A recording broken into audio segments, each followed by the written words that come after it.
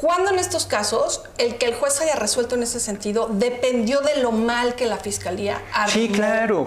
Sí, los expedientes. claro, los jueces son impolutos, claro. Los jueces son impolutos, son profesionales. Son excepcionales, porque el tema, ellos hacen muy bien las cosas. Todos los demás, sí, claro, porque en todos los casos fue la fiscalía que hizo mal los expedientes. Cuando Rosario Robles estuvo 5 años, ¿cuántos años estuvo en la cárcel? 2, 3, 4, no sé. Estuvo bien armado el expediente. Y después de tantos años se dieron cuenta que estaba mal armado el expediente. Mira qué curioso.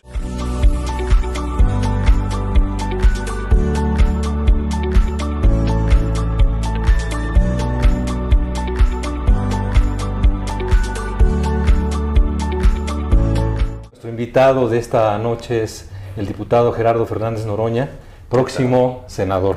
Sí, soy diputado federal y apenas acaben la... Buenas noches. Gracias por venir al Universal. No, hombre, gracias a ustedes por la invitación. Tiene que acabar como, por primera vez en la vida voy a ser pluri, de representación proporcional, siempre he sido de mayoría.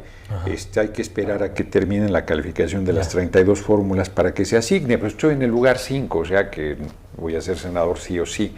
Se calcula que entrarán 14. Entonces, pero todavía no se hace la calificación, en esas están. Gerardo, nosotros te invitamos porque queremos conocer tu visión sobre qué representa el segundo piso de la Cuarta Transformación, sobre todo encabezado por una mujer, por Claudia Sheinbaum, presidenta, y sobre todo también porque se habla mucho de que con ella se va a acabar este asunto de la polarización, que ella va a conciliar más con distintos sectores que no se sintieron escuchados durante el gobierno de López Obrador. En fin, son digamos temas que están ahí en el ambiente. Fíjense que yo creo, por ejemplo, eso de la polarización, se les cayó el discurso con el resultado de la elección.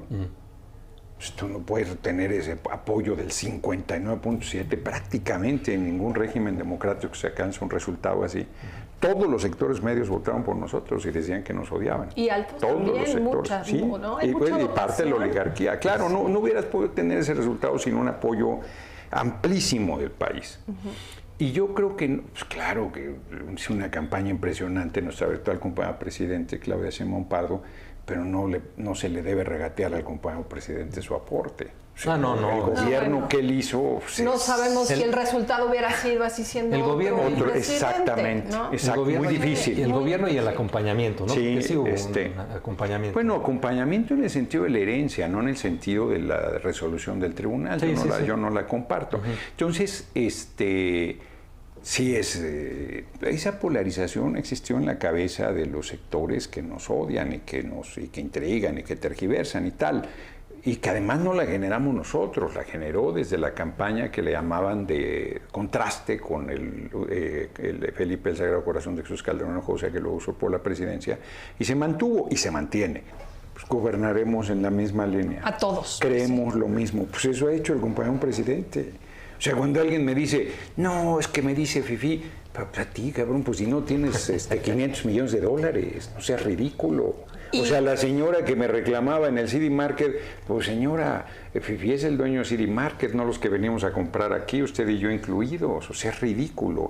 No, hay una postura racista y clasista infame que hay que combatir, que yo no comparto. Grandes empresas optaron por apoyar a Morena porque se han visto beneficiados estos 6 años. Es decir, también este discurso de solo vemos por el pueblo queda contradecido con la realidad. Nunca hemos dicho solo vemos por el pueblo, porque el pueblo es todo, aunque algunos no se crean pueblo. Lo que hemos dicho es que por el bien de todos, primero los pobres, que es diferente de solo vemos por el pueblo. ¿Qué de la oposición?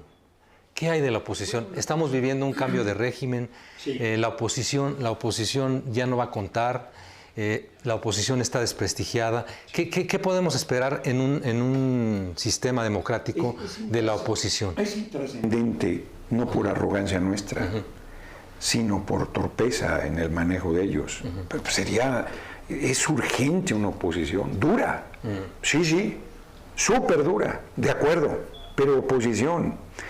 Nosotros éramos minoría, y dirán misa, pero teníamos incidencia con la crítica, con planteamientos, nos hacían las campañas espantosas en los medios, pero teníamos incidencia. en las políticas públicas, porque jugábamos un papel de oposición. Entendíamos, promovíamos un proyecto diferente, reivindicábamos nuestras luchas. Pues ellos no tienen bandera, sus argumentos es la mentira, el denuesto, la intriga, la desinformación, la calumnia. Pero además el error más grave a mí me parece de ellos, ir juntos el PRI y el PAN. O sea, yo les decía que eran lo mismo y al ir juntos acabaron de quitarse la máscara. Como en 2021 no les fue mal, porque estaba la pandemia, hicieron manipulación con el tema y con el terror, el manejo del tema, la mayoría de los medios de comunicación. Ahora ellos están en una encrucijada dificilísima, porque si van juntos en 2027, malo. Y si van separados también, porque ya sabemos qué representan. Y el siguiente partido que va a desaparecer desde mi punto de vista es el PRI.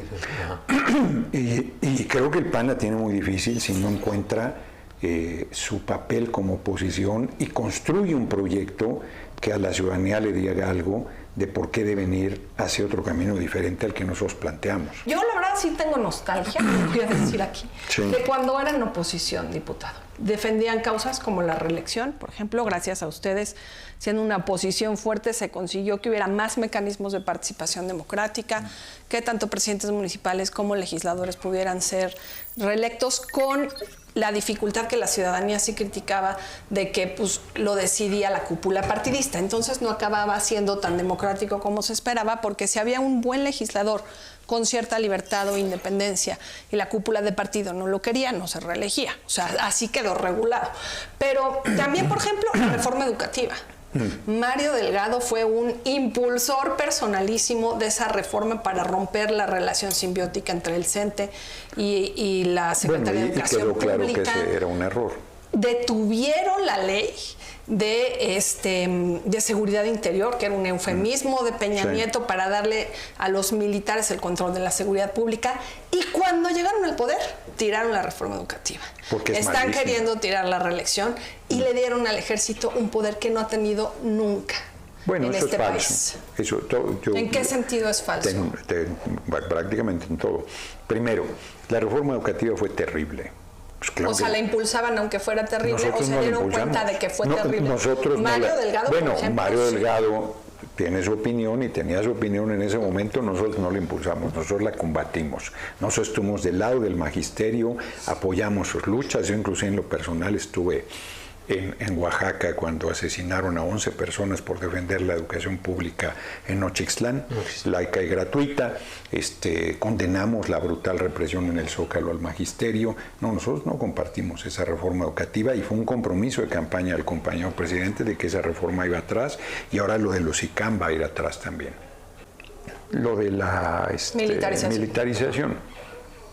Nosotros le dimos un marco constitucional que no tenía. Quien metió al ejército a combatir a los grupos diferentes del Chapo Guzmán fue el usurpador de Calderón. Eso no se debe olvidar. No es una cosa, yo se lo dije en su cara a García Luna. A Calderón no, porque no podía ir a la Cámara de Diputados, pero yo se lo dije, tú trabajas para el Chapo Guzmán, tú eres un criminal peligroso, ¿no? O sea, esta militarización porque esa militarización la hizo Calderón, esa militarización la hizo Calderón y la hizo para combatir a los grupos diferentes al Chapo Guzmán, no la hizo para combatir al crimen organizado. Eso no se debe olvidar bajo ninguna circunstancia, y el infierno que hemos estado en seguridad fue creado por esa irresponsabilidad y por esa ilegitimidad de quien usurpó la presidencia. Pero si estaba en un error, ¿por qué la magnificaron? Yo estoy diciendo cosas diferentes a lo que tú estás diciendo. Por eso. Por eso diciendo que Calderón yo lo que estoy diciendo, la militarización. No, lo que yo estoy diciendo es que Calderón utilizó al ejército para combatir a los grupos criminales diferentes al Chapo Guzmán. Ajá.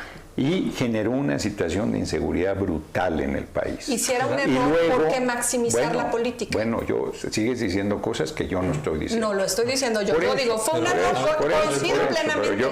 Pero además, después de eso, y después de eso, Peña, y además nosotros paramos esa ley como diputado en 2009. ¿Qué es lo que les estoy reconociendo? No, tú comentas de cuando se paró después con Peña también. Nosotros la paramos desde con Calderón.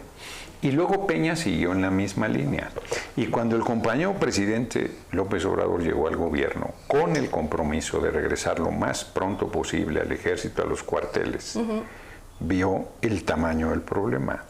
Y entonces le dimos un marco constitucional para actuar en materia de seguridad pública que no existía.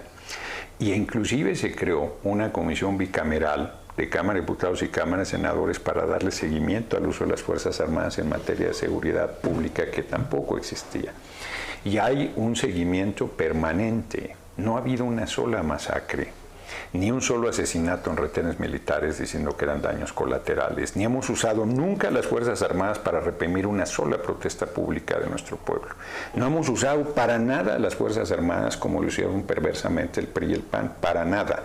Y han estado aplicándose en materia de seguridad pública y el compromiso del compañero presidente era que en marzo de 2024 regresarían a los cuarteles y así quedó en la ley, y ante la evidencia de que no hemos logrado la pacificación del país, sigue utilizándose la fuerza pública en materia, las fuerzas militares en materia de seguridad pública. Sí, y yo no creo que tú te atreverías a decir que en este momento regresáramos el ejército a los cuarteles. No hay nadie en su sano juicio que plantee esto. Lo que ha hecho falta estos 6 años ha sido la estrategia de que paulatinamente se fueran retirando. Pero yo por ahí quiero preguntarte, Gerardo, ¿qué hacer? A mí me parece, es una opinión mía, me parece que sí hay una deuda en materia de seguridad pública. Sí, bueno, no hemos logrado pacificar el país, hemos avanzado. ¿Qué hacer en hemos avanzado y nos regatean eso.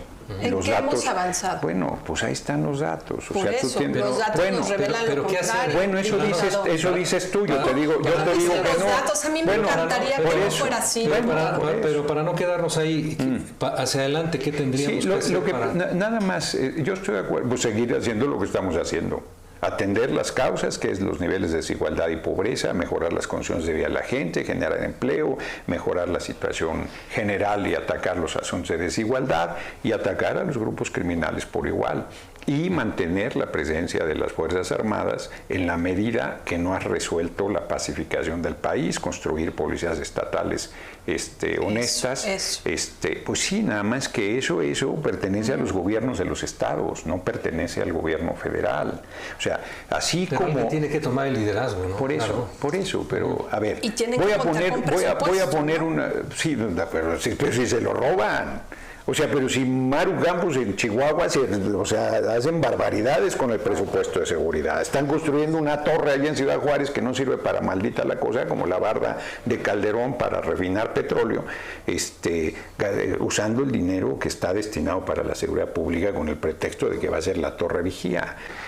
Y que nosotros siempre hemos estado porque las Fuerzas Armadas estén en los cuarteles haciendo las funciones que le corresponden. Y todas las que ha hecho sociales sí están en el marco constitucional. Ahí no movimos una coma del marco constitucional para todas las obras que ha realizado el Tren Maya, del tren del aeropuerto Felipe Ángeles, del aeropuerto Felipe Carrillo Puerto, que no nos hubiera hecho la iniciativa privada con los costos y en los tiempos que lo hicieron las Fuerzas Armadas. Todo eso sí está contemplado. La parte de seguridad, pues yo lo veo también, lo veo igual, digo, o sea, yo le pregunto al gobernador de Guanajuato, oye, te retiramos a la Guardia Nacional y te retiramos a las Fuerzas Armadas, pero bajo ninguna circunstancia. Aunque sus legisladores acá demagógicamente planteen otras cosas, no hay un solo gobernador que te pida, uno solo que te pida que las Fuerzas Armadas se retiren de su entidad, sobre todo los gobiernos donde hay dificultades serias de seguridad. Bueno, hay posibilidad de construir estos 6 años, pero yo insistiría, pero yo insistiría, ¿para qué sirve un gobernador, una gobernadora en materia de seguridad? Yo me pregunto si no tienen alguna responsabilidad sobre el tema. O sea, no, desde luego son los 3 niveles. Exacto. No, bueno, y además pues temas de crimen organizado son fuero federal, ¿no? Le corresponde al gobierno. Pero no solamente pero no solo tienes un problema con el 93% de los delitos son del fuero común. Y esos no es, pues sí. Que son los que ustedes presumen que se han reducido, los del fuero común. Pero absolutamente no. Los datos que se presentan es sobre delitos federales. El robo de combustible es delito federal. Los homicidios que se presentan tienen que ver con la mayor parte de los datos con delitos federales. Los datos que se presentan son federales y los que son en coordinación también se plantea muy claro. No hacemos caravana con sombrero ajeno. Pero evidentemente, yo creo que, insisto, pues que regatean, pero que la gente también ve un avance, que este resultado que tenemos no estaría si el discurso de ustedes tuviera la fuerza con la que ustedes lo sostienen. ¿Cuál discurso? No estoy diciendo, que Maite está planteando. No, ese es un discurso de los medios en general. No, pero eso está a la vista de todos. O sea, aquí me lo pueden reconocer o no, pero ha sido un golpeteo permanente durante estos 6 años. Cuestionar no es golpeteo. No, a ver, decir es un fracaso la política de seguridad, decir están reproduciendo lo que combatieron, decir los extrañamos que no mucho. habían conseguido la pacificación, nadie no alcanzamos la pacificación. No alcanzamos a pacificar el país. Pues eso sería. Bueno, yo dije avances y tú dices, no es cierto. Bueno, pues entonces no es cierto. Y puedo dar los datos y seguirás diciendo que no es cierto. Y eso es lo que se han pasado diciendo 6 años. Eso es lo que se han pasado diciendo 6 años. Y por eso es que están condenados a la intrascendencia. Porque no quieren reconocer que más allá de las críticas sólidas o no muy sólidas o archisólidas que nos puedan hacer, la gente sí está viendo un proceso de transformación. Hablaste del plan C que ya viene, ya se está gestando pues el debate para la reforma al Poder Judicial. ¿Cómo imaginas tú el debate en la Cámara de Diputados y después en general cuando empiece la legislatura con una oposición tan chiquita como quedó y tan desprestigiada? Sí, yo creo... Y qué duro lo que digo, porque pareciera un acto de arrogancia. Cuando digo están condenados a la intrascendencia, es porque están entrampados. Pero la reforma judicial, al poder como se plantea, no tiene tanto que ver con los abogados de oficio, sino con elegir jueces, magistrados y ministros, ¿no? Pues yo estoy diciendo otra cosa. Lo que estoy diciendo es que hay cosas que no están incluidas. Eso es la clave. Por eso, y las incluimos y ya, y no pasa nada. Pero si la oposición... tendría que ser la prioridad. No, a ver, no, ¿cuál prioridad? La justicia inmediata, la ventanilla en donde la gente se enfrenta a la falta de justicia. Y ustedes van a decir, es la fiscalía, y yo digo, pues también las fiscalías. Pero la niña que fue abusada por un tipo y tiene 4 años y no se acordó del día, el lugar y la hora y lo soltaron, fue un juez, no fue la fiscalía. Pero a Rosario Robles la soltó un juez, no fue la fiscalía. Pero a Juan, ¿cómo se llama? Abogado Ampón, de todos los ampones, Juan Collado, lo soltó un juez, no fue la fiscalía. Fue un juez, no una fiscalía. Lozoya Talman lo soltó un juez, no la fiscalía. Cuando se metió la Suprema Corte a tomar decisiones políticas disfrazadas de jurídicas para golpear al Ejecutivo y al Legislativo, porque son el último reducto del conservadurismo, fue el Poder Judicial. Tenemos que hacer todo. En estos casos, porque yo comparto totalmente esta indignación. ¿Cuándo en estos casos el que el juez haya resuelto en ese sentido dependió de lo mal que la fiscalía armó? Sí, claro. Sí, los jueces son impolutos. Claro, los jueces son impolutos, son profesionales. Son excepcionales. Porque el tema... No, ellos hacen muy bien las cosas. Todos los demás... Sí, claro. Porque en todos los casos fue la fiscalía que hizo mal los expedientes. Cuando Rosario Robles estuvo 5 años, ¿cuántos años estuvo en la cárcel? 2, 3, 4, no sé. Estuvo bien armado el expediente. Y después de tantos años se dieron cuenta que estaba mal armado el expediente. Mira qué curioso. Cuando sueltan a los ultra recontra narcos, con todos los elementos y además con varias causas, y les van dando amparos y les van quitando las causas, está mal armado el expediente. Esa es una patraña.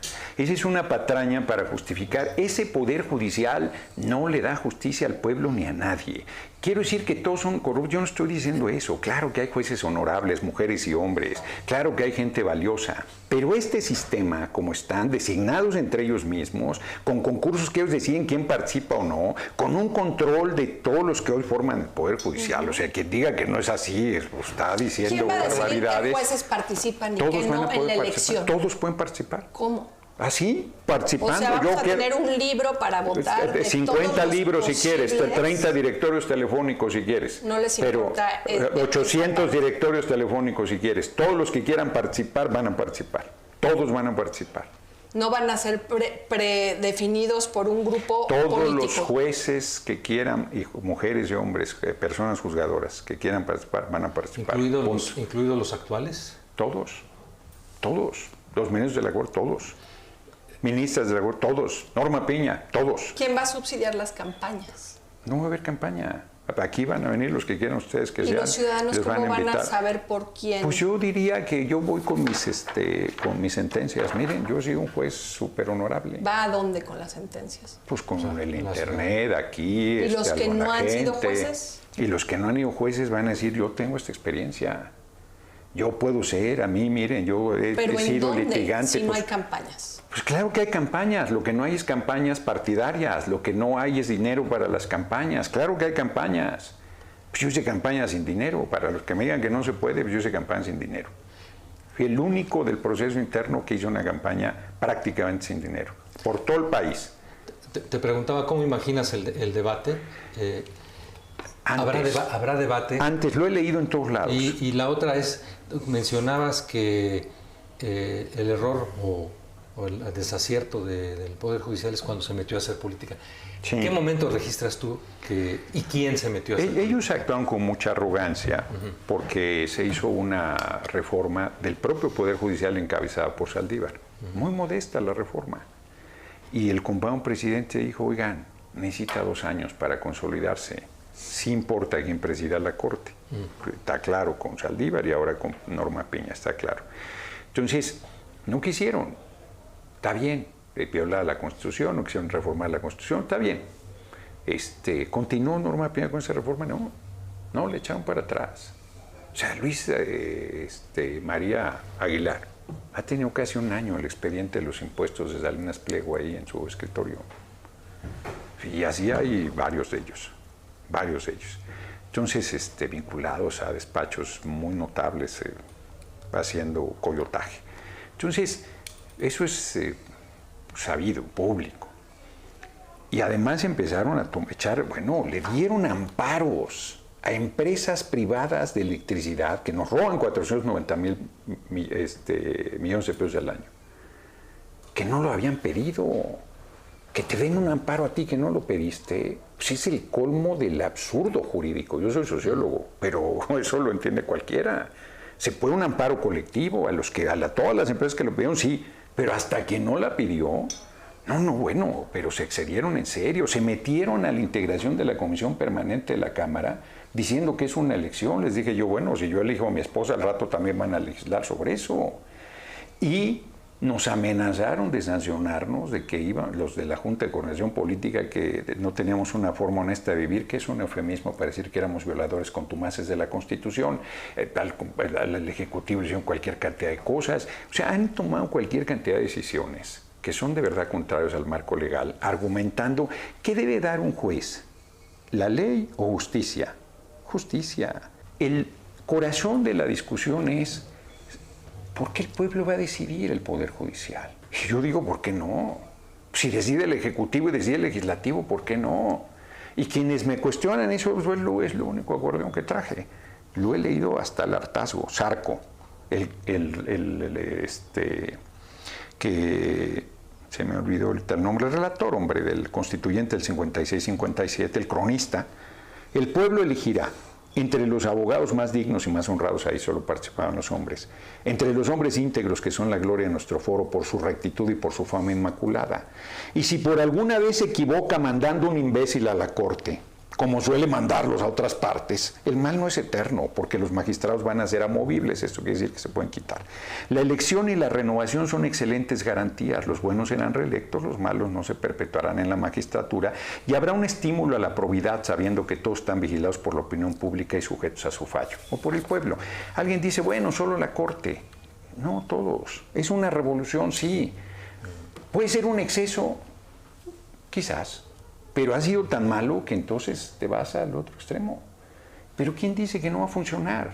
Pues ya se verá, pero no funciona. El reconocimiento del compañero presidente es tan grande que si él dice esto es rojo, es rojo, aunque sea azul.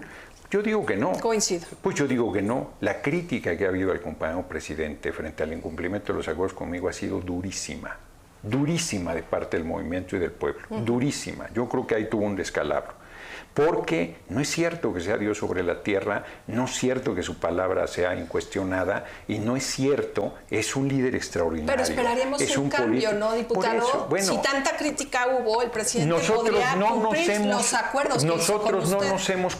Tú sigues buscando la manera del golpeteo, yo no lo acepto. Bueno, pero el golpeteo fue usted. No, porque estábamos hablando de otro tema y sigues toda la entrevista. Bueno, los que nos han visto en el programa han visto que todo el tiempo te has esforzado por torcer los argumentos que yo estoy dando.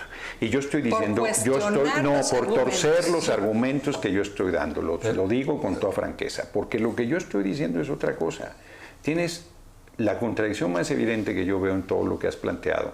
Es que le regateas al compañero presidente y luego le das un poder que le has estado regateando durante todo el programa. No, el poder yo lo que digo es que no puede ser que una opinión sea una interferencia en el proceso electoral que tuerce el resultado.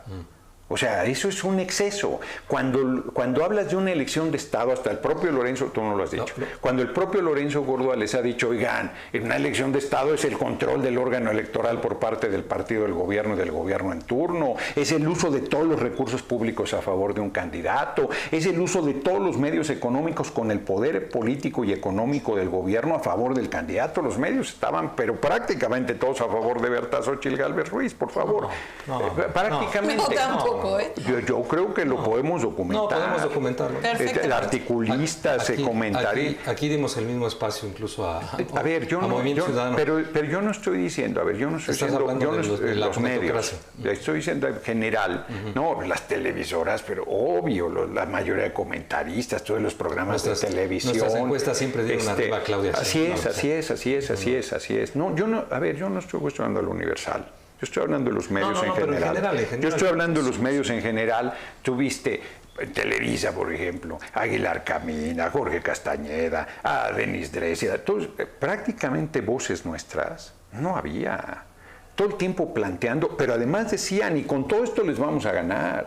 Y Xóchitl es un fenómeno y tal y cual. Bueno, todo lo que dijeron, pues demuestra la intrascendencia de su opinión, porque hay una parte ciega en la oposición, que es no ver un fenómeno que está ahí, un fenómeno de cambio, un fenómeno de transformación, un fenómeno de cumplimiento de los compromisos que el gobierno hizo, el compañero presidente, un fenómeno de resultados extraordinarios, que tan es así que el pueblo dijo hay que continuar con este proyecto.